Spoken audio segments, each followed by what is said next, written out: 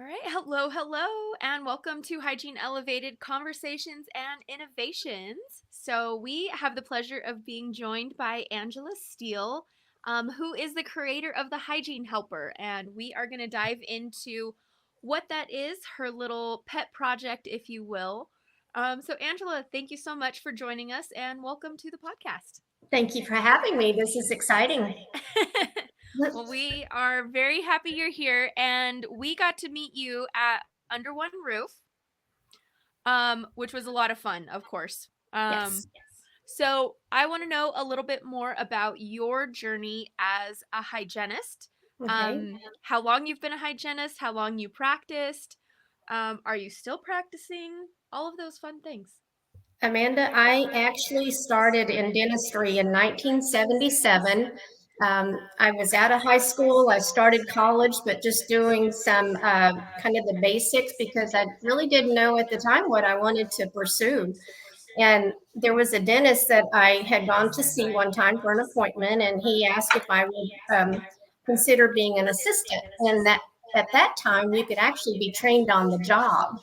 And so I did. He trained me to be his assistant, and I was with him for a couple of years. And the hygienist there in the office, she made it sound so exciting, her career. She traveled. She could kind of set her own hours, and I don't know, just had kind of a little bit of freedom to do what she enjoyed doing. And so it made it so exciting that I pursued applying for the hygiene school. And this was in 1979 that I was accepted and started hygiene school in Fort Worth, Texas, and graduated in 1981.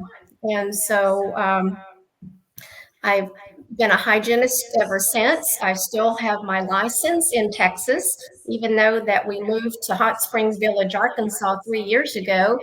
I actually have my license to practice here in Arkansas. And I've yet to really do any work except volunteering for the Mission of Mercy. I've done that twice now, and I really enjoy doing that.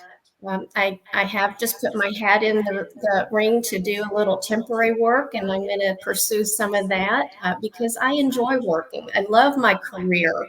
I've really had the good fortune of just working for great dentists and having a lot of just wonderful patients over the years, and that really have become friends and almost like family because, you're in an office for so many years, hopefully, that you get to know everybody and you kind of keep up with what they're doing and their children and what your children are having children. And so it's just kind of an ongoing story for everybody. So I've just really been blessed to have just great dentists to work for and a lot of good patients. So, yeah. So I love my career. I'm sorry? That's amazing. That's quite a story, actually. So I Oh, love hearing that. But yeah. what inspired you to create this bib clip that we're really talking about that holds the suction? Well, Nicole, the first dentist that I went to work for in my hygiene career, he used to do some work by himself. He was an old-fashioned gentleman, I'll call him. And of course, we had the assistant, but he would send her to, get some impression material. So she would be out, doing stuff, and then they're pouring up models and things like that. And so he worked by himself, some. And he was one of those type gentlemen that loved to use the slow speed suction, the saliva ejector. And he would curl it, kind of form it into a question mark. So it would hook into the patient's mouth at the corner. And then he had a little elastic cord that he would tie onto the hose itself and keep it up to the patient. And it really did seem to work pretty good. And so over the years with being a hygienist, and of course, we naturally will use the air water syringe and the slow speed suction to rinse the patient's mouth during the procedures. And so we always have to retrieve and rehang. And sometimes what happens when you're rehanging the hose, it might get caught on the other hoses down below, and it pops up and falls to the floor. And so when that happens, of course, we have to stop the procedure, and we have to, clean it, replace the saliva ejector, wash our hands, re-glove, and then get started back. And that takes a couple of minutes, and which schedules sometimes can be very limited, as we all know. And so anyway, those few minutes matter. And I just got to thinking about this over the years and wanted to pursue it. And about a year ago, I just decided to go for it. And it was after actually one of the Mission of Mercy volunteer trips that, which is a wonderful setup, but it was kind of difficult sometimes to reach up underneath the chair and retrieve the slow speed section and then continuously hang it up. And so I thought at the time, that would have been an ideal thing to have. And so that's when I really got some pen and paper and started kind of designing a little bit, and I pursued it. So, yeah. And That's so true. I'm just thinking that, like, we've all dropped the suction. I've dropped the suction so many times, and there's nothing worse than, like, when you're right in the middle of doing something and you drop it and you're just thinking in your head, like, crap. I know. That's the worst feeling ever. So I just am like getting like butterflies, being like, oh, there's a solution. I know. So sorry, I just had to tell you. It was kind of funny because one of the offices that I went to one time to present my clip, I was talking to the hygienist, and I told her, I said, often I said the hose gets dropped, and she immediately picked up her left foot off the floor. She was sitting in a chair, and I knew exactly what she was doing, because when the unit is behind us and we have to turn around and retrieve that and then go to hang it up, if it does pop up, I have done this myself, and I hope no patients hear this, but I have been known to pick up my left foot to try to catch the hose before it falls to the floor. And so anyway, she did exactly, and I just got tickled because that's what happens. We all try to keep it from falling. So anyway, that's why I decided I would design this. And one thing I am finding out, I being a seasoned hygienist, I have worked all my career, 40 plus years, without this. And I would have enjoyed having it in my career, because there were plenty of times, especially, when you're using a Cavitron scaler, and I always keep the slow speed section in the mouth along with using the high speed at times. But one thing I've noticed over the many years now, several years, I'll say, that the saliva ejectors, they can be missized sometimes. And so they slip in and out of the nozzle real easily. And so if you have it hooked in the mouth, sometimes the hose goes to the floor and the saliva ejector is left in the mouth, so that was another thing that can happen. And I thought that would have been an easy thing to have. So that, so I'm trying to market this the best way I know how.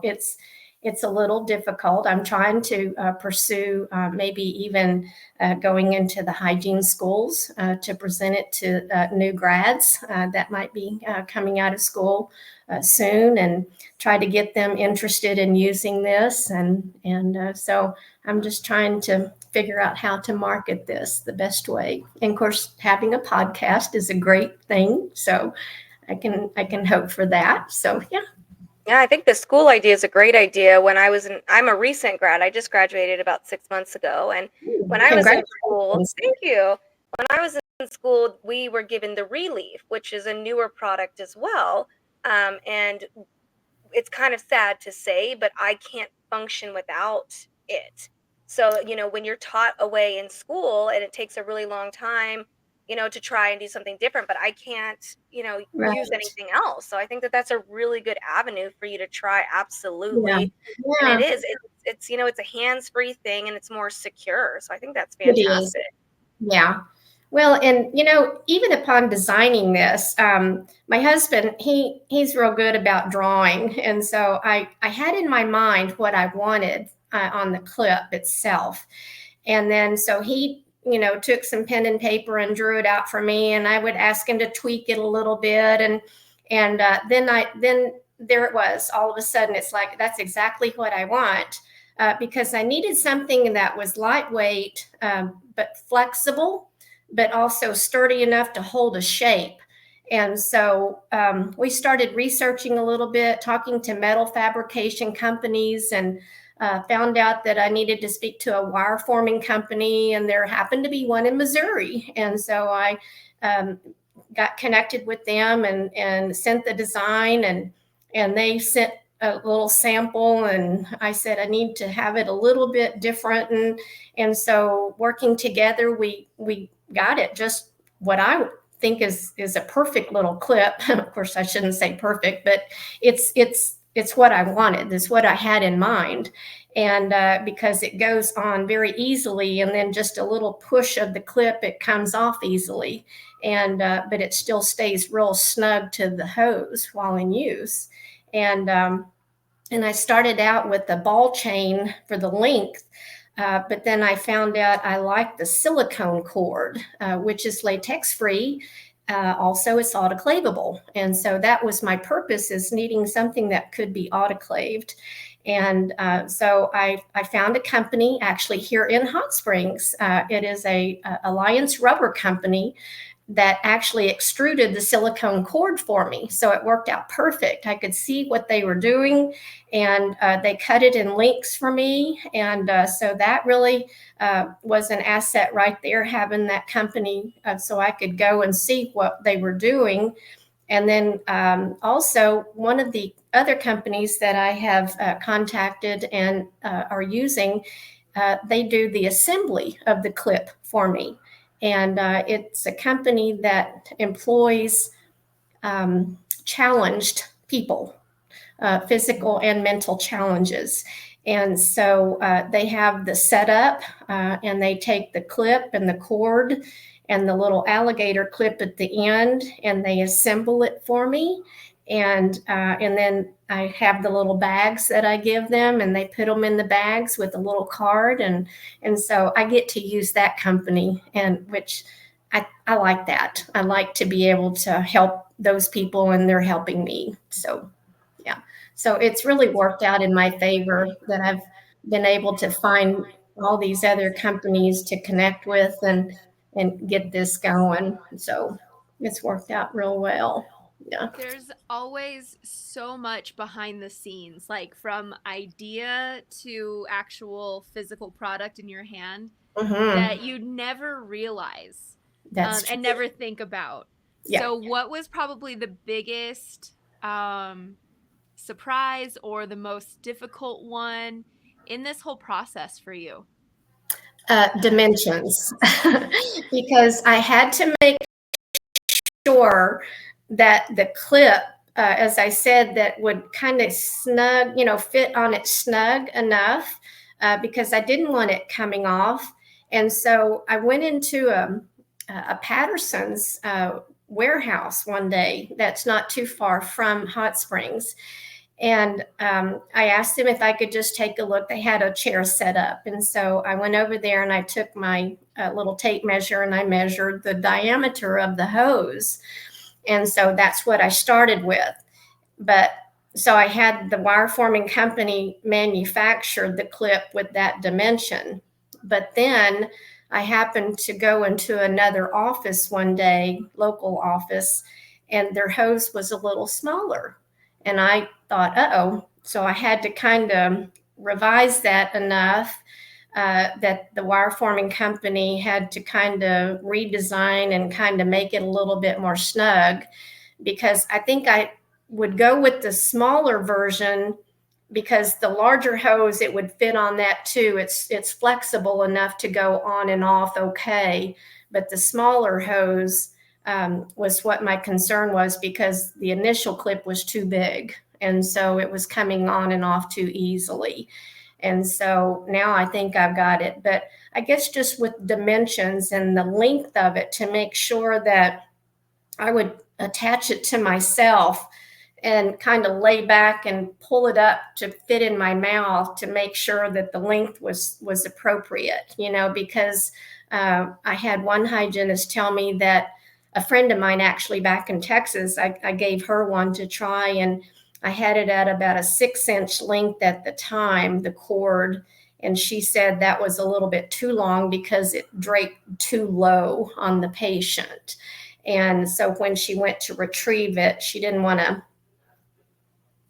pinch something that shouldn't have been pinched, I guess I could say. So anyway, so I shortened the cord a little bit to 5-inch now, and that seems to work out really good. So I guess just trying to get it, to the point that it's dimension wise, it's good. So that was my greatest challenge right there. So, because really even finding the companies, it was pretty easy once I got started because I was talking to the right people. I would start with one company and they said, we don't do that, but try this company. So they were very, very helpful.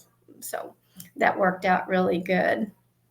That's awesome. I love hearing that story of kind of how your idea became this, but because I always think about that whenever I see any of these like cool innovations, not just dental based, but really anything. And you're like, how does somebody think about that? And when they do, how do they create it? So that's really cool hearing like the stories. Yeah. And I can only imagine the dimensions with just all the different, brands of saliva ejectors and things like that, how that could be a little complicated.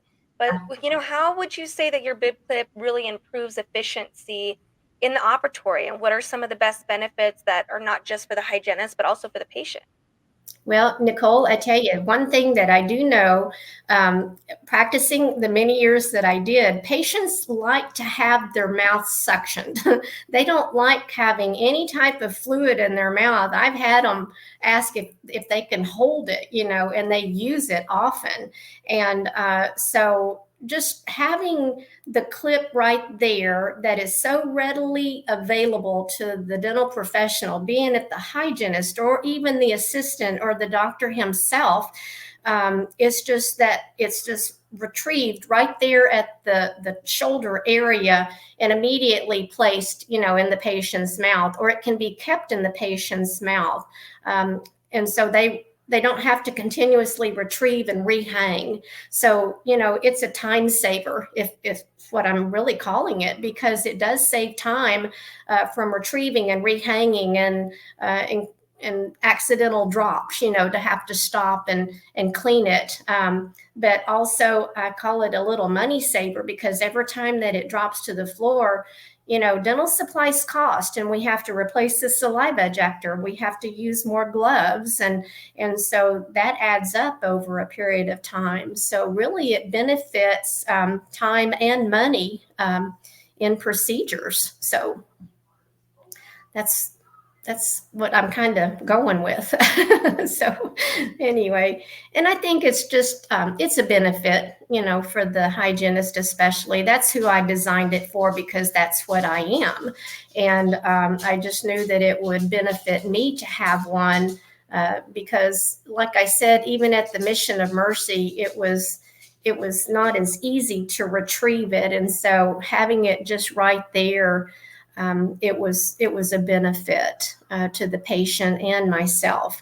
In fact, the last Mission of Mercy trip that I did, I actually took some of my clips and I passed them out to all the hygienists that were right there with me, and they seemed to really like them. In fact, the response that I get whenever I give them one, I'll tell them what it is, and I'll kind of show them just briefly on how to use it. And most of the time, the hygienist will say, this is a great idea. Why hasn't anybody thought of this ahead of time? So that made me feel good, and so there are several. I've had some sales, some people from different offices throughout, one in Colorado and one in Kentucky, and that have contacted me and purchased my clip, even after the RDH show and the Under One Roof. And so that made me feel good. Yeah. So I'm getting it out there. It's slow. So, but they tell me that's what happens. You have to just have time and patience. So, but I'm trying to get it marketed as best possible. the public is always so far behind a product launch, especially if there's not just big money behind Mhm. it. So don't get discouraged. You Yeah, know, be like enjoy those moments of, hygienists coming up and appreciating something that you've created. That is exactly. currency right there. Yeah. So, It is, um, Amanda. Yeah, it makes me feel good. I had a gentleman just the other day that contacted me about advertising in the National Dental Association magazine. Yeah, and he said he saw my webpage, and so people are starting to look, I guess, and so that's kind of encouraging, when they're contacting me just because they saw my webpage. So, and but no, I'm not giving up. I think it's a good product. I think it's something that could be marketed well. And I think it's a useful tool in the dental office and for all dental professionals involved. And so I really think it's something that, given a try, I think that it would be widely accepted. So I'm going to continue to do what I know I can do and go with it. So hopefully it'll take off. I think you also said something that's so incredibly true and can resound with any hygienist, that patients don't like to have that saliva in their mouths. They do not. Just, I mean, I can understand it. I don't want to swallow. Like, I don't swallow after I floss. I spit it out. So Okay. I have compassion, but it's still frustrating. You're like, Yeah, it's yours. It's I fine. know. It's yours. Down Yeah, the pipes. I have I not know. We do introduced it every anything day. new. So, yeah, I think some people just almost have that fear of choking, so they have to have every little bit of fluid cleaned out immediately. So, yeah. Do you have any other success stories? You mentioned like the Dental Association reaching out to you, having some offices actually order. Do you have any other successes that you are keeping from us? Well, actually, I have. Let me think. It was one of the ladies, and I don't know if I can share that or not, but it was Dental Hygiene Nation. I don't know if you know who they are. That they contacted me, and she wants to see about maybe getting my clip in her little boxes. That they have all these subscribers, and so I'm kind of considering that. Yes, so I think it That might. I'm gonna try everything. that would So be a good collaboration. That yeah. would be a good business move. I think So, it. I think yes. I've got because I really have a lot of clips here at the house, and because I've had the Abilities Unlimited do many for me just to be prepared, and so I thought that would be something that I could just go ahead and get that readily available, and so that's what I am pursuing absolutely, and then I have. I'm trying everything, maybe sending out like I have actually just gone door to door, what I call knocking doors almost, because that's the way I started. I would go into dental practices locally and give them a couple of my clips and tell them, to try them. And of course, my card is in each of the little bags. And so I tell them that, I have them ready for sale. But these I just present to them so that they can kind of get an idea of if they would use something like that. Back in Texas, I have a friend of mine that has a dental supply company. And so he is actually one of my distributors. He's taken them to many offices of his clients and passing them out, giving them a sample is what I call it. And most of the feedback has been real positive. And so hopefully that's going to go ahead and maybe he can start selling. And he's even giving me a list of other distributors that I might can use. So I've just got kind of a lot of opportunities to pursue. And I'll probably do it that way. So just to kind of get it out there. So Where would we be without friends? I know. So, and they're also willing to help. Yeah, they sound like the right kind of Yeah, friends that you yeah, have, Angela. So those sound very promising. yeah. So congratulations. Thank you. Even some of my friends around that they'll tell me they've got a dental appointment coming up at their dentist, and they'll say, "Why don't you let me take one to them?" And and Aw, so they're even helping me. So that's awesome. yeah. So with the impending success of your product, just on the horizon, do you see any like evolution of what you're already doing into something else? Do you see like an expansion of this idea? Do you have any thoughts on that? Well, actually, I would love for all offices to really, take this product and use it. And um, I would love for a big company to come and buy my idea and take it off my hands. I don't know if I can honestly say that, because it is a journey, but it's something that I have never pursued before. So I'm kind of not very knowledgeable about how to market everything, but I'm learning as I'm going. And but I really fully believe this is a good little product to have. And so I really hope that it takes off. I actually have another idea for a different little um, device pertaining to the suction once again, and I might try to pursue it. And it's something that I spoke with another hygienist one day, and we were talking about this, and she believes, and I believe, that it's something that hygienists would really appreciate. And so I don't want to get into too much detail, but anyway, it's something that I'm thinking about, another little device. Uh, so I don't know. It's kind of exciting to think about it, because as I said, I've never done this before, but I get all these ideas going in my head now. So Well, we'll that's see. exciting. I can't wait to see what your little surprise is in the Yeah, future. Because I mean, I'll if let it's everybody anything, know. right? Well, if it's anything comparable to what you've already done, it's going to be amazing. So, my next question is, what advice would you give to other hygienists that have these ideas and they're just not really sure how to kind of dive into, making their dreams a reality? Like, what kind of, things would you suggest? Nicole, I would say go for it. Anybody that has any type of idea, if they believe that it's going to benefit someone, then pursue it. Start with just, like I said, pen and paper to kind of write something down or draw out a design, and then be able to think about who would be able to manufacture this, be it wire or plastic or rubber or anything like that. There are so many companies. I mean, you can go online and Google anything nowadays, and all of these pop up.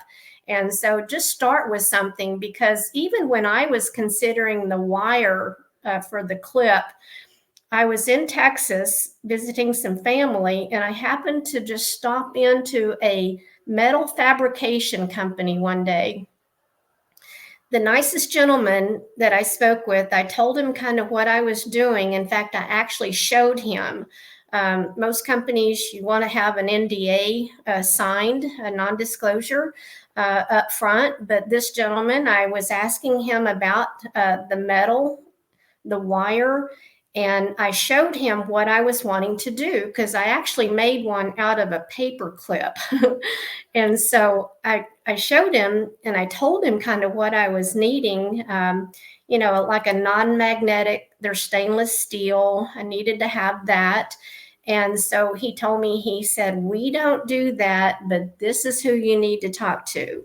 And so just one person talking, meeting up with them, getting maybe some advice.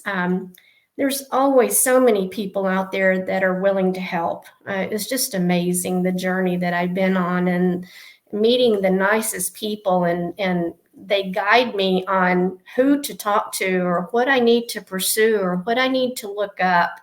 And so it just takes that first step, and I would go for it. I mean, there are endless opportunities out there for so many things. And if you get into your career, that's the exciting thing about, you're doing this day after day. And it's just, you kind of start to see what would benefit you in ways, what would be a time saver, a money saver. So anybody that has any type of an idea that they're going to try to think about, I think it's a great opportunity. It's fun overall. It can be frustrating at times, but overall it's been an incredible journey for me. So something I am glad I'm pursuing. How do you feel that this journey has kind of impacted your view of dentistry? Because you've kind of married the two. You started to be this entrepreneur. You are this entrepreneur. So how do you feel that it's kind of changed your view of dentistry? Well, good question.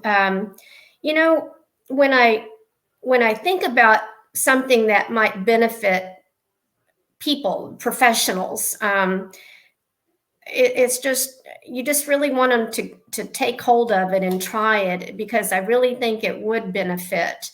What I'm finding is who I need to speak to. You walk into a dental practice, I really kind of reach out to the hygienist, but sometimes it's the hygienist that takes it and wants to use it.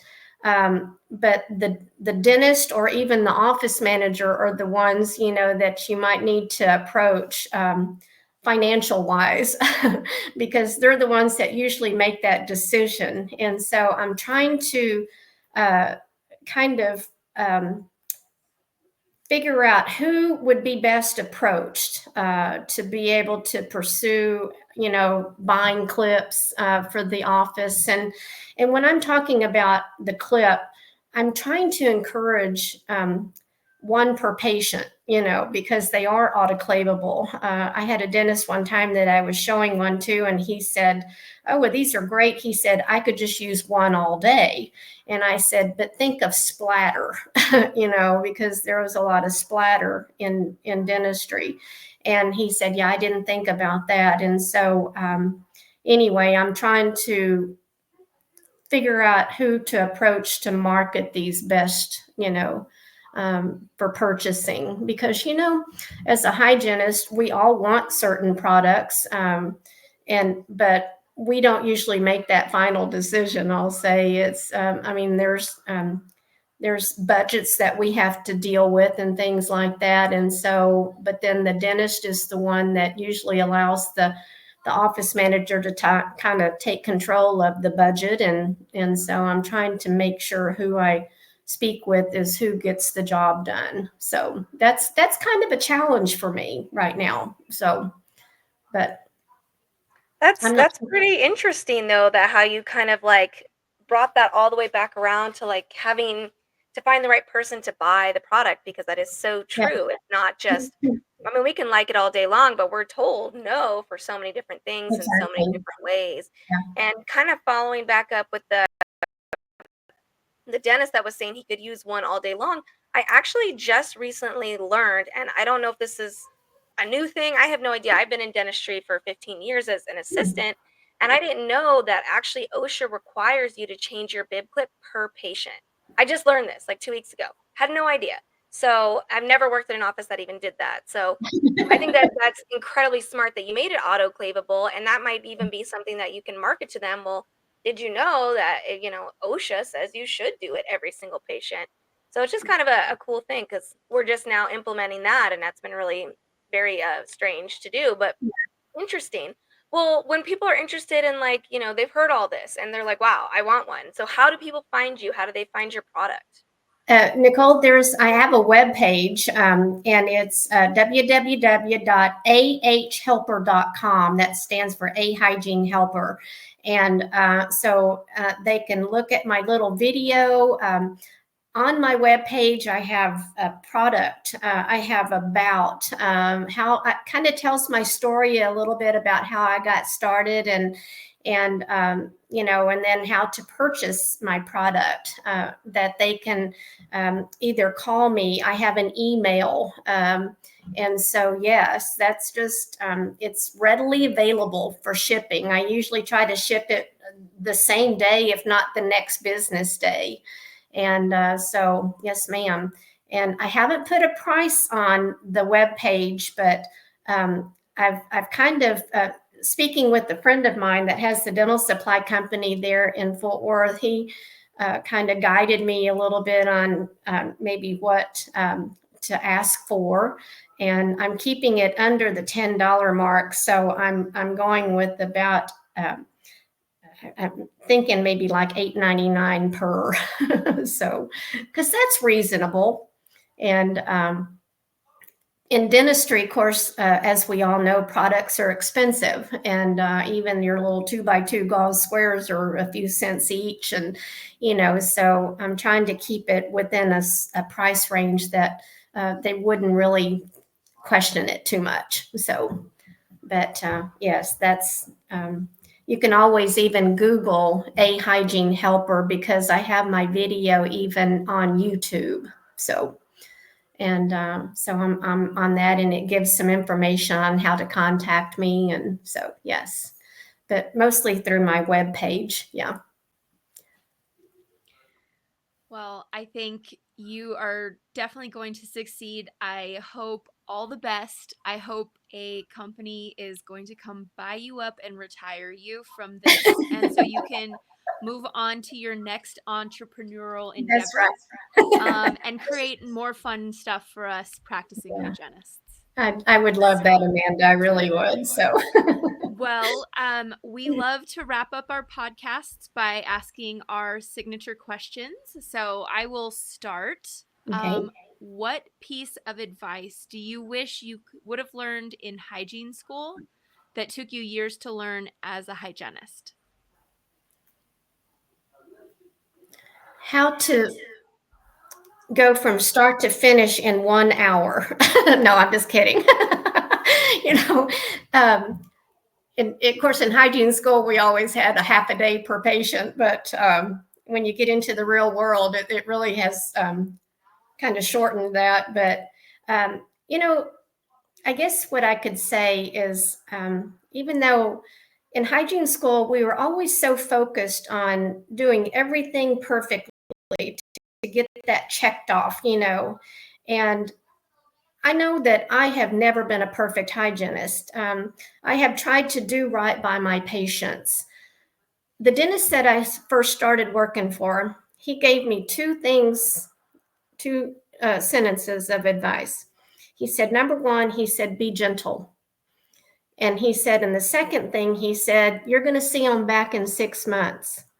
And I thought about what he was telling me, and it's kind of like, we try to do as best we possibly can with each patient. Yes, it would be best if we had a little bit more time to make sure that everything is done procedure-wise perfectly, and but always knowing that we're going to see them back in 3 to 6 months, just to make sure that we can do the best we can during that little bit of time that we have per patient. Because, when you seat your patient, we always have to, follow up with the medical history and taking blood pressure. And I don't like to just throw people in the chair and start right in. I have to kind of talk with them a little bit, how are you doing? And tell me about this. I try to make my little notes, from the previous visit about anything that they were going to be doing, a vacation or something exciting in their life. And so I always try to make sure and look at my notes and be able to, follow up with things like that, just a quick little conversation, and then having the time to do the best I can with cleaning their teeth to make sure I try to get all the tartar off and do the best I can. And then just giving them proper advice on certain things. I was always kind of hesitant sometimes to bring up any concerns that I might see in a patient's mouth. What I mean by that, of course, we were not allowed to diagnose anything, but we were encouraged to share a thought. Looks like you've got a fracture in this amalgam, and it looks like you've got some erosion around this, and I don't know, just things like that. And so I was real hesitant because I didn't really want to be one of those hygienists that was trying to sell dentistry. But patients have a lot of faith in us. I really believe that. I think that we, as hygienists, we have that close bond to our patients, that we kind of get to know them well enough, and they appreciate that. And so they feel like they can put their faith in us to, when we tell them certain things, they really take it, that it's true. And so I think over the years that I felt more comfortable with being put in that situation, that I could share concerns with them, and from not just right off the bat. So, yeah. So just being able to feel comfortable about talking to the patients about anything. One of my first job, fresh out of hygiene school, my doctor gave this advice, and it's definitely not dental specific, but it cracked me up. Life's too short to should yourself. And True. first, yeah, it caught me off guard, but I feel like the implications are very true, and I think you did that. You did it. That's not something you're gonna look back and say, "Oh, I should have pursued this opportunity." When you start moving forward, doors open. You talk to the right people will lead you there. It happens. So congratulations on that. Thank you. Nicole, next question. This question's near and dear to my heart as a new grad, so I always enjoy asking this. But if you could go back to yourself as a new grad, I know you kind of shared some advice that you had been given, but what advice would you give yourself and to another new grad such as myself? Stay involved. To be able to stay involved in your local, state, national associations, attend conferences. There is so much out there that we can still learn today. And dentistry has never been a ever-changing career, but there are things that change. There's so many opportunities for us to take advantage of in jobs, and just different techniques and innovative designs and such as that. And so that was kind of one of my shortfalls, because I never really stayed that involved in the Dental Hygiene Association. I would attend meetings, for credit units, mostly continuing education, I should say.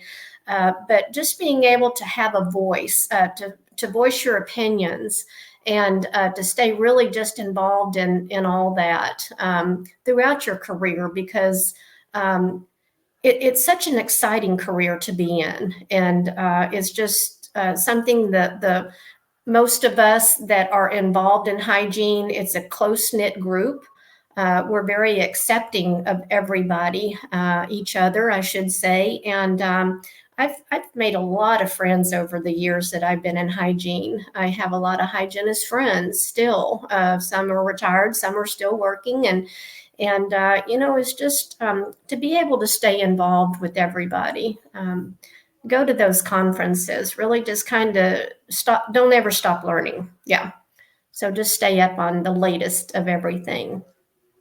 I love that. That's one of those things that I completely agree with myself. So I think that's a beautiful piece of advice for so many new grads. So thank you for sharing that. Angela, it's been an absolute pleasure learning about this incredible product that you have developed, that you created, and that you just made. And you're going to help so many hygienists, so many patients. And we are just so thankful that you took the time out of your day to spend the evening with us and tell us about your journey. So thank you so much for coming on with us today. I appreciate the opportunity, ladies. It's been a joy. It really has. So, and I hope to see y'all another time at one of the conferences and in the exhibit hall. So looking forward to that.